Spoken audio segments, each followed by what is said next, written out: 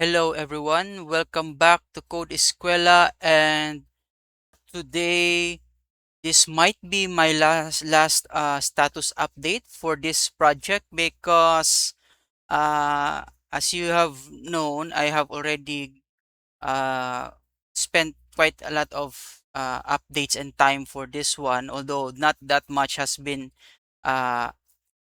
that much feature has been added to this application or project. And so, yeah, I've just thought that, yeah, I just stop right here. So, one thing that what's like probably like a big part of this application would be the user management, but I feel like I'll just leave it to you if as an exercise if you want to do this. So basically, the thing that's missing for this application is like user login when the one that would use the pause would have to log in first before using the pause page. And so the users here are nothing. There's nothing in here because I haven't actually added that part of this application.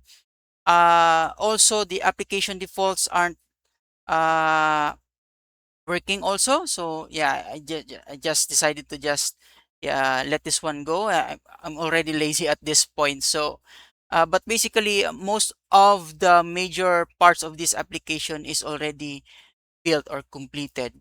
Yeah, so it's because yeah, I think first off, but you would think that we could implement the ASP.NET Core Identity as one of the user management uh, part of this application, but I think that's a bit of an overkill. Or although you can implement it as an in-memory one, but be that wouldn't be like any worth doing. So basically, you just want to do a full ASP.NET identity.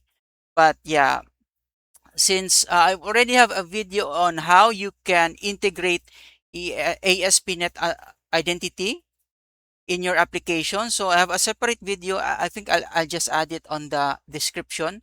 So you have a reference on how to add it on your existing Blazor application, or in this case, this point of sale application. So I think it's not that difficult to do, but yeah, I'll just let that one as an exercise for your end. So yeah. Yeah, I don't think I have much to discuss on this one. But if you have any thoughts, ideas, comments, or whatever you have in mind, just please let me know in the comment section so that yeah, I will have something to review and think about. Also, don't forget to like and subscribe to our videos and to our channel so that you get updated with our latest videos. I'm already contemplating on what project I do next, but for now, yeah, I'll just leave it as this project and yeah, move on to a different one.